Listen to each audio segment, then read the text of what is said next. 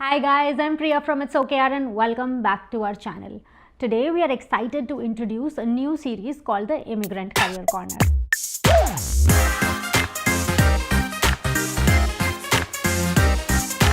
The Immigrant Career Corner is designed to provide support, guidance and inspiration to immigrant professionals pursuing their career goals in the US.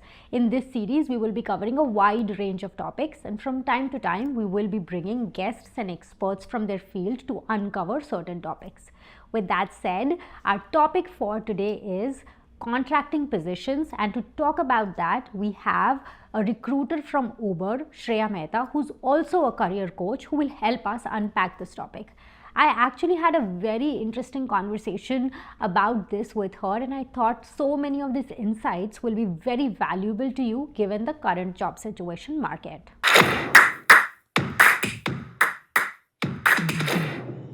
But before we begin, please subscribe to our channel. Everything about Shreya Mehta will be linked in the description box, so you can go check out her journey as well. So without further ado, let's begin.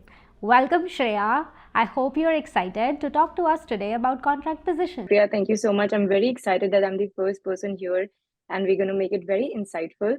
I am, like you said, I'm a talent acquisition partner with Uber. I've worked with different companies like TikTok, Amazon, Microsoft, all as a talent acquisition partner.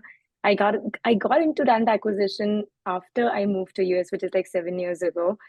I was like a finance manager back in India, but when I did my professional MBA, I realized there's so much that I can share that I have and sitting on both sides of the table. So that's what I'm doing right now, sharing more insights about the market and then also helping everybody prepare for their next job search.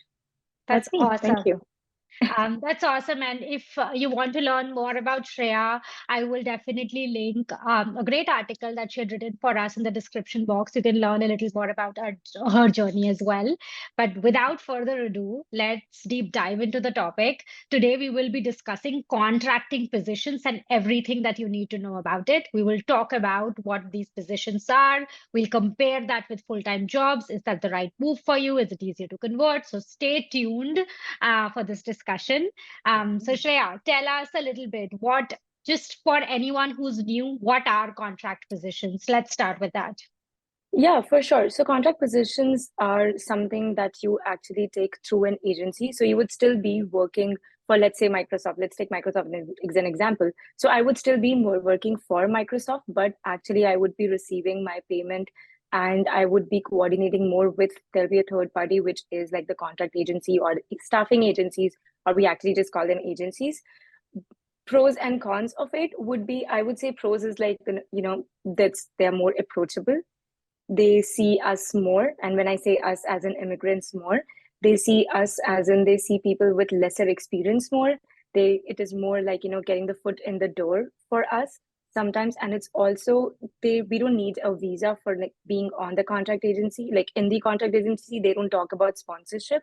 So if you are looking for like a sponsorship, or if you don't have a H1 visa right now, you're more in an H4 EAD, a lot of bigger companies won't take you directly, because I know that a lot of us, when we fill the application, we write looking for sponsorship. Yes, contract agencies usually don't ask about. They would ask about when is their expiration for EAD, and then they would, just process the project. Bad things about it, it's more smaller in terms of duration. It will be like 3 months, 6 months, 9 months, 12 months, or up to 2 years. You can be on a contract position with a specific company only for 2 years. Yeah, so that would probably be like, one of the cons. But again, I would say that it is something, it is good to get your foot in the door. So that's an idea of what the contracting position is, that you go through a third party and you get to work with these bigger companies as kind of a vendor, as kind of a for a specific project for a specific duration of time. Okay, so just to summarize, it is something that can be extended for up to 2 years and can last for like 2 months, 3, 10, up to 2 years. And you're generally getting paid through a different company, but you're still working with the company that you have applied to. There are lesser visa challenges here, so it's a great way for someone to like get their foot into the door. Perfect. Absolutely. I would actually also love to understand, why do companies hire contractors as opposed to full-time employees? Why do they do that? Yeah, I think that's a great question. And I would say there's so many factors, Priya, but I think the biggest factor would be that there is a influx of work or the economy has suddenly changed and the company, they don't know if they really want to keep this employee on a longer payroll, or is it more like a short-term project that they want the employee for. That's one of the biggest reasons that, we take contracting positions, or we open up contracting positions, and then, we take them for 6 months and then we realize we don't have that work anymore.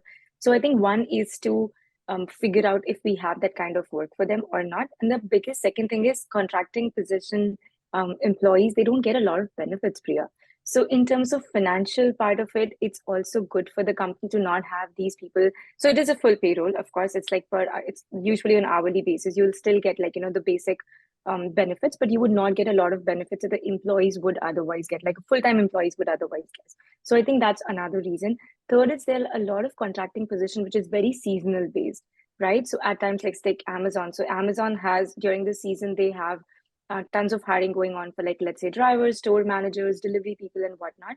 So if I'm a talent acquisition partner, I would probably get like a 6 months or 9 months contract position at Amazon just before the season starts, so that I can hire, I can hire all those bunch of people. And then, like, once that project ends, company might not need me.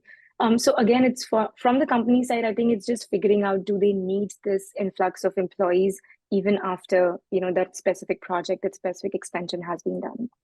No, that's super helpful in terms of just helping us understand the kind of roles or the seasonality of it. And I can add Yeah. a little bit of context there as well, Yeah. because my partner, for example, like joined Google when Google had acquired one of their no-code platforms, and they needed someone to kind of lead their entire content marketing strategy and build that in.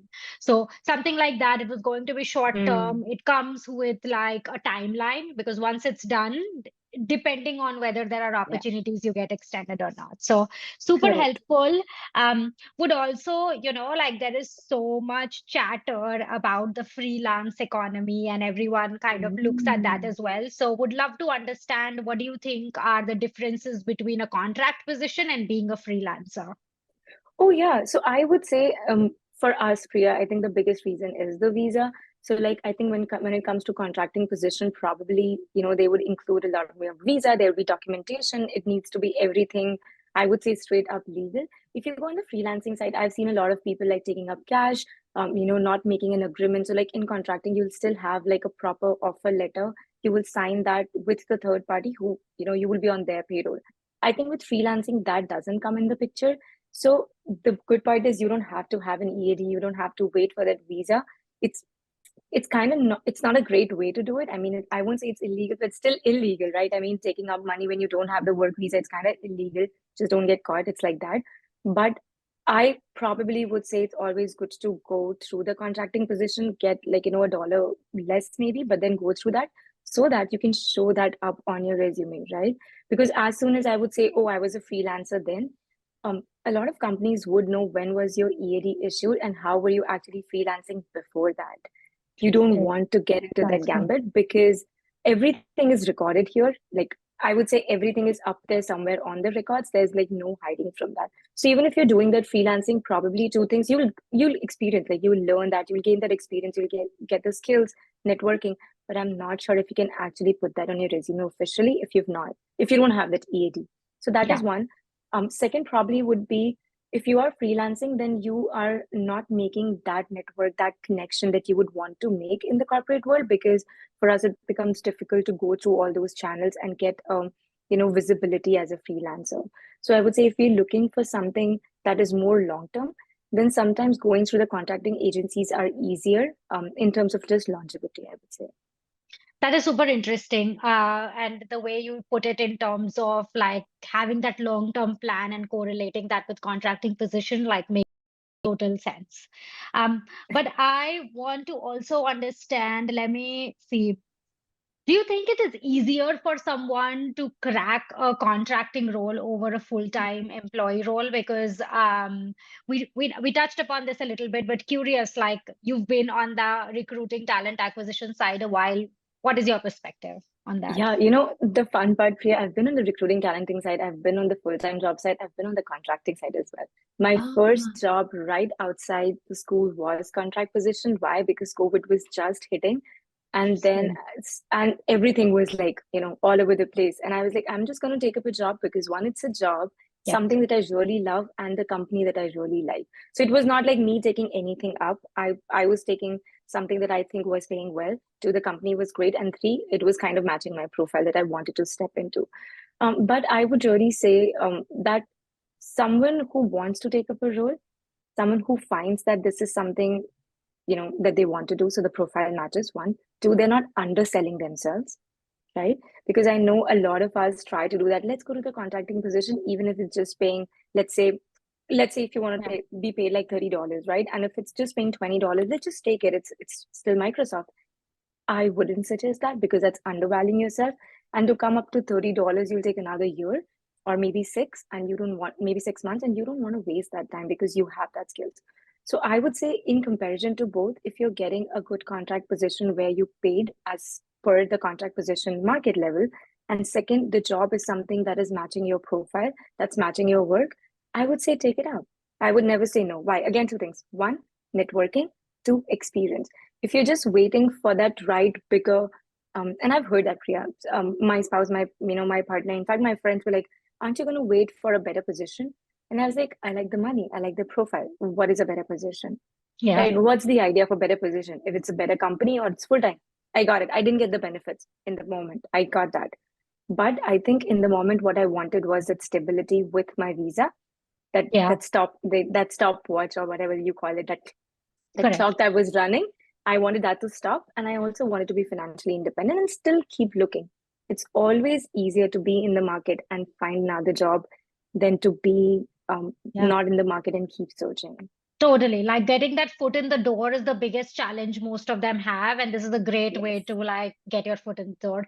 Double clicking absolutely. into that, what you were just saying, Yeah. what would you say is the hiring process like? Like, do you have multiple interviews? How does that differ from someone who's getting hired for a full-time job versus going for a contract position? If there's any insight you have there, I would love to understand. Yeah, so I think, yeah, that's a great question as well. I don't think there's like a tons of differences, I would say, Priya. I think the biggest difference would definitely be like the first call would not be with the recruiter of the company, it would be with the recruiter of the agency, Okay. right? That'll be the first thing. They would actually set up compensation, they would actually set up expectations that your time card or your leaves, that I'm going to take a leave directly, would go to the agency first rather than going to the manager or to the main company.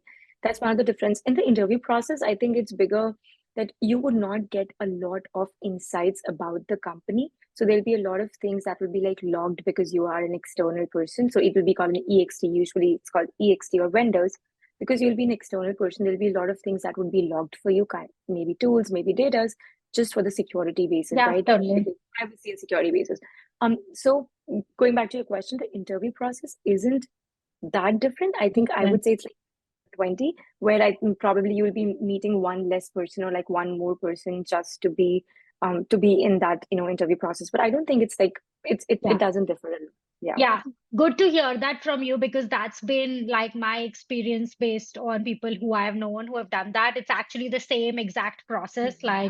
Like when Darshan did it for Google, he went through all of the processes that generally Google had to actually get that. So I think it's a great way for people to also just get that interview experience. So if there is a contract position, don't hold yourself back. That's the Not takeaway. at Like all. go for it. It's the same Yeah. experience. Yeah. A big one, of course, when people do this is, do you think what are the conversion chances of this becoming a full-time role? Mm. What is your experience or thought there? That's a great question. I wouldn't put it into numbers, Priya, but I know that out of two of my contract positions, both of them were like ready to get converted within months. But I found something better and I jumped because that was me. But and then when I was at TikTok, I was like, do I really want to do this? Like stay for 3 months and then get converted, or I'm getting a full-time job at Uber. What do I do? And I was like, of course, I'm going to take that, right? So I think it's just that. But there are like two possibilities. One, you work like you think that you're a full-time employee and you're just going to give it everything. And then the second mentality is you're like, oh, it's going to get over in 6 months. What's the point of putting in all these efforts? So Yeah. it's just your own mentality that's going to change, like, the person's mentality that's just going to change the game. When I was at TikTok, I was like, oh, I am a full-time employee. I'm just going to do it as it is. And I was getting great pay. Work was great. There was no way for me to think that this is going to end the date that they have written on my contract. So it's just mentality. So I would say the conversion rates are pretty high. But if you show that they need to go through all the hustle to actually hire you. Because when you get converted from a contract to a full-time position, internally there are a lot of processes that the hiring manager or other stakeholders have to take care of, right? May it be benefits, may it be payroll, may it be your visas. So you have to, and I'm not saying like show, like sell yourself that you're worth it, but you in yourself need to believe that you're worth that position. And then these people need to keep you. You have an upper hand right there because you now know almost everything about the company in terms of process, people, positions. Then you need to just work on it, act upon it, kind of. No, I am a big believer of that anyway. I think it's like here it's designed to kind of be more comfortable selling yourself. So yes, if you have a Yeah. contract position, my recommendation generally is, and tell me if you don't agree, is in a couple of months try to understand if it's possible for you to convert it into a full-time job. Like if there is a Yeah. possibility, try to put in that work, like do that network or build that network and showcase that you really want that. I think it's much Absolutely. appreciated here. Absolutely. I'll add on to it. In my very first quarter of my contract position, I asked my manager, when are we talking about conversion? And they're like, you just got in here.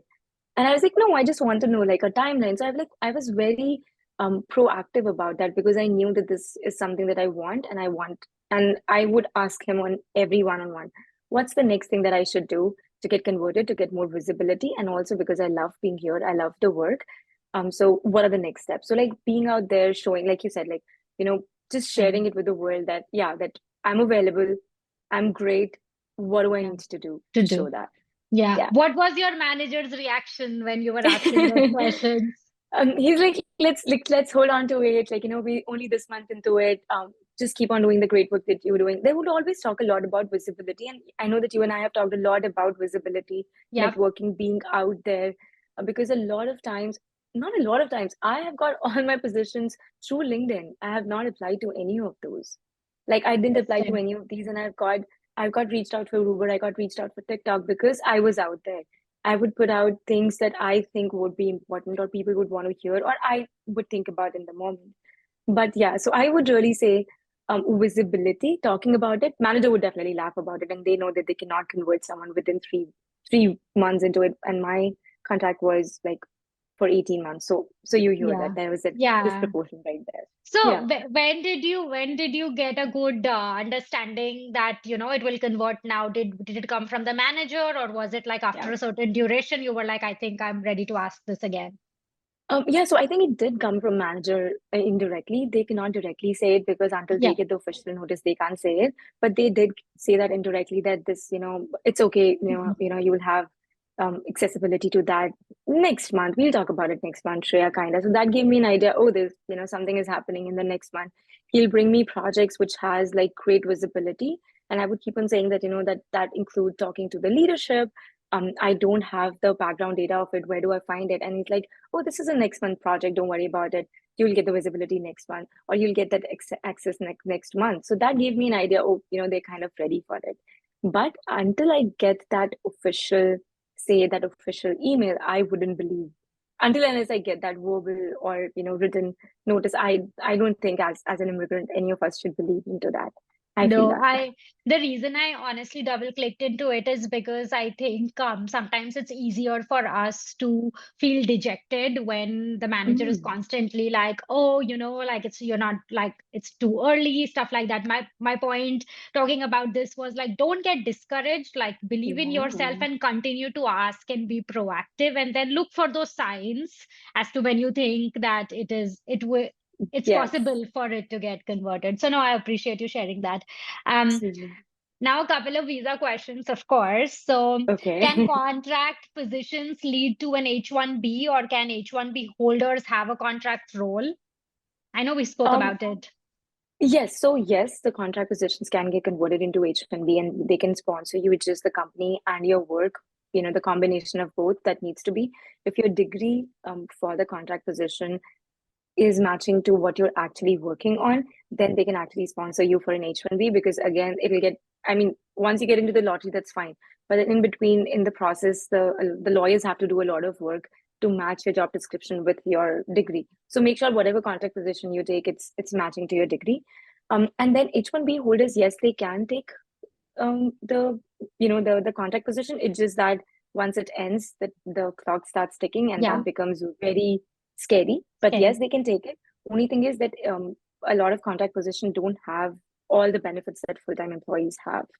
So that probably can change, because I know that when you come on H1B, there are like a lot more expenses. You're converting from F1 to Yeah. H1, then your expenses that you have to take care of. So I'm not sure if on the financial side it's a great idea, but I know that it's a great idea again to get that foot in the door. You have an H1B, so it's a fantastic time to get converted, because the company really has to do nothing. Like they just Yeah. have to, you just have to make sure that you're great with the position. And I'll reiterate this, Priya. As much as the company wants you, you need to know that you are, Wanted. likable. Yeah, you are wanted, and you're doing everything you can a person in this position would do. So just Yeah. that mindset. No, totally. That is super helpful. And yeah, I think it varies from company to company. Some of them would want to sponsor as long as the job description is matching.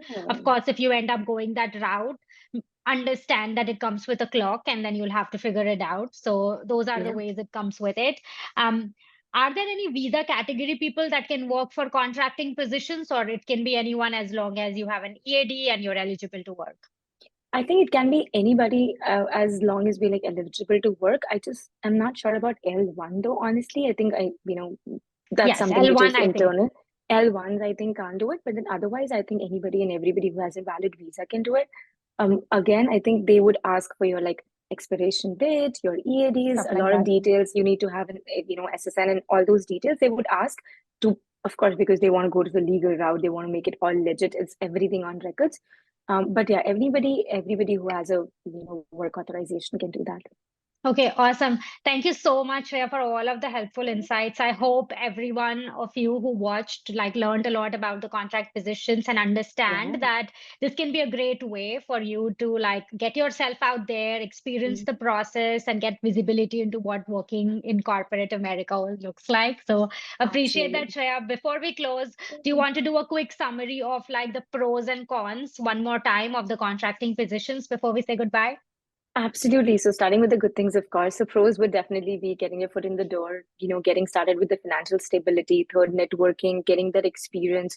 Fourth would definitely be feeling that, that everything that you've learned is getting into use. And now you are getting to have an idea of I'm so much more capable of, Yeah. and then it's better than sitting at home. Definitely make sure that you're not underselling yourself, not undervaluing yourself, and taking something that is related to your work. Cons would be it doesn't have a tons of benefit. It might pay a little lesser than the actual full-time position. It would. Within the company, you would not have access to a couple of things, which is again, okay, it's not going to hamper your day-to-day, but you're going to have that. It comes with an end date. So it is always scary when, when the job comes with an end date. But when all of this is talked about, I would also talk about make sure that your contract agency doesn't falsely glorify your resume and add things that you've actually not done. Yeah. I've seen tons of cases. I've seen my friends losing job because of that in the middle of the project because they showed something that they didn't have. So make sure you don't agree to it. Make sure your consultancy, your agency doesn't, they don't do it. But in all the form, I would really say it's better than sitting at home. But do not undervalue yourself.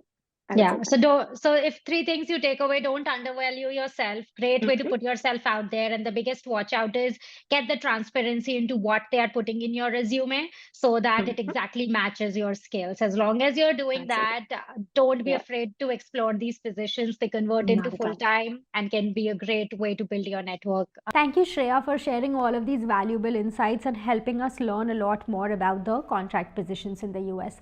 We will be bringing a lot more guests and covering a wide range of topics. So if you have suggestions around topics that you'd like us to cover, please leave that in the comment box. Please like, share, and subscribe, and tell us how you like our content. If things are not going your way, remember it's okay, and it will get better.